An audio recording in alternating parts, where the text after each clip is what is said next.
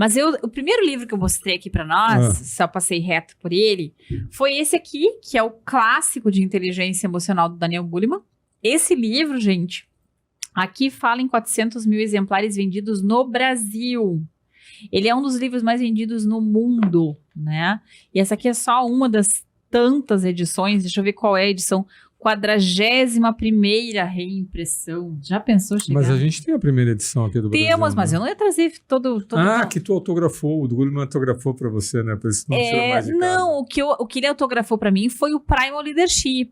Mas ele não autografou a primeira edição? Não, eu peguei em inglês. O que eu ia pegar? Nossa, lá carcomido. Então, tá. Eu peguei aquele livro primeiro em inglês dele, ligado à liderança, o Primal. Que aqui no Brasil se chama O Poder da Inteligência Emocional, isso. Aquele lá. Tá, mas esse aqui é o clássico. Esse aqui é o livro que em 1995 ganhou a capa da revista Time nos Estados Unidos, porque ele propunha que o quociente emocional era mais importante do que o quociente intelectual.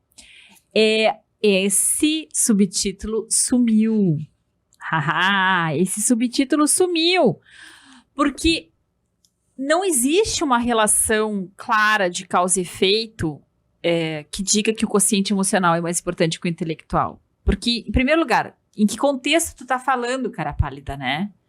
Se tu é uma pessoa que lida apenas com uma máquina, se tu é uma pessoa que lida com dados, tu precisa entender de gente? Precisa, mas é mais importante o teu QI. Tu precisa de mais raciocínio lógico analítico. Então, isso é uma coisa importante. Até para nossa regulação emocional, existem outras, como é que eu poderia dizer, interfaces, além de propriamente o mundo emocional. Uhum. Então, regulação emocional vai conversar com a forma como tu come. Todo mundo sabe que determinadas comidas e bebidas vão liberar ou não mais os teus impulsos. Uhum. Vai depender de como tu dorme, como a gente já falou. Vai depender da maneira como tu pensa, como tu organiza teu raciocínio.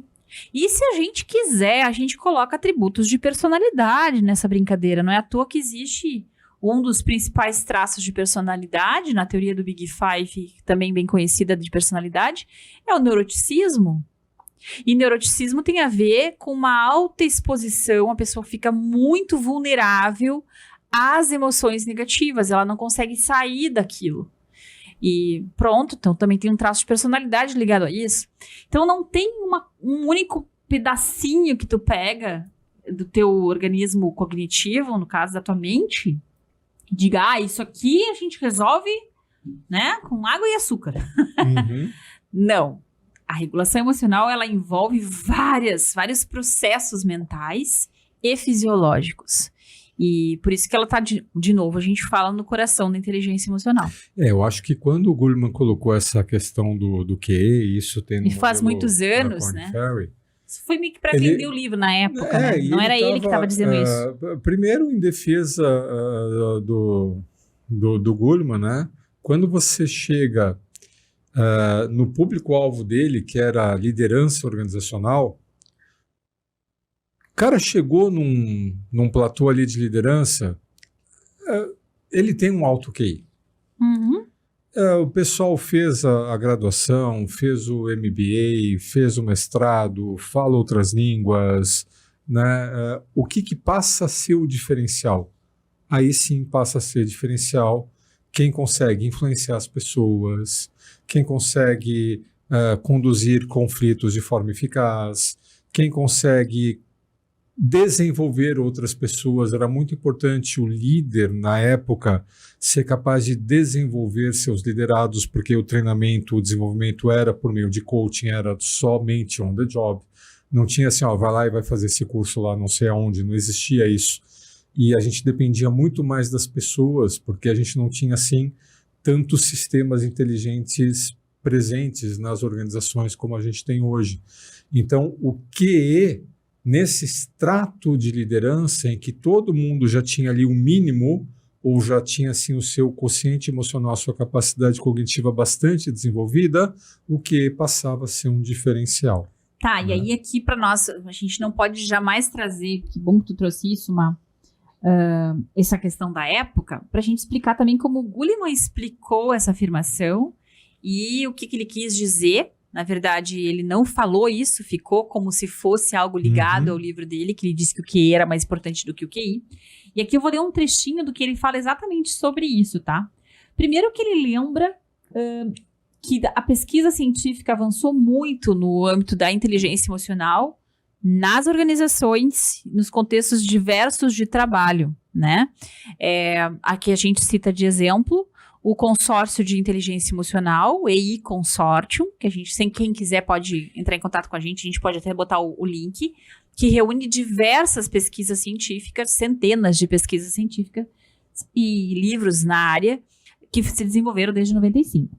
Mas aqui vamos falar sobre o que é QI, tá? Um equívoco comum que se dá da aplicação imprudente de uma afirmação é de que o consciente emocional pode ser mais importante do que o QI, em áreas como desempenho acadêmico, onde ele não se aplica sem as devidas ressalvas. A forma mais extrema de equívoco é o mito de que o QE é mais importante que o QI em qualquer área. Não, isso é um equívoco. Ele não é mais importante que o QI em qualquer área. A inteligência emocional prevalece sobre o QI apenas nas áreas tenras, na qual o intelecto é relativamente menos relevante para o sucesso. Por exemplo, onde o autocontrole emocional e a empatia podem ser habilidades mais valiosas do que aptidões meramente cognitivas. Deixa eu pegar daí. Né? Pronto, então a gente está salvando aqui o nosso Gulliman, tá? Não, imagina. Né? Não podia falar mal dele. Se ele precisasse ser salvo. Né? Como se ele precisasse. Mas só para não dizer que... Isso, então a gente falou, só para a gente não se perder. Tinha a questão de você conhecer os seus gatilhos. Isso. Aí eu trouxe a questão de você conseguir estabelecer uma relação de ressonância. Perfeito. Para estabelecer essa relação de ressonância, eu preciso desse tal quê? Claro. Por quê? Nossa, olha a cara que a Alessandra está fazendo para mim. O que eu faço agora? Como é que eu respondo? Eu falo, não falo? Falo o quê? De que jeito? Né? Então, esse aprender a lidar com o material emocional, uma coisa é a teoria, e saber implementar esse plano de ação, isso tem tudo a ver com esse consciente emocional que o Goleman falava e que os outros modelos também trazem. Então, essa capacidade de, ao ter empatia, eu estou vendo a resposta. Então, eu ajo e vejo a resposta. Corrijo. Ajo, vejo a resposta. Corrijo. Eu trabalho cognitivamente um material emocional. Legal. QE e QI, né, trabalhar cognitivamente o material emocional, na verdade, eles estão de mãos dadas. Por isso que a gente tem, né, o coração coladinho e o cérebro com o junto cérebro. Aqui, né? Pensar sobre a resposta emocional, pensar sobre a resposta emocional, pensar e agir e ver a resposta emocional. Né? É um ciclo, né, pensar, sentir, agir. Precisa pensar, sentir, agir. Então, inteligência emocional é QI e QI de mãos dadas, né, juntas. Isso.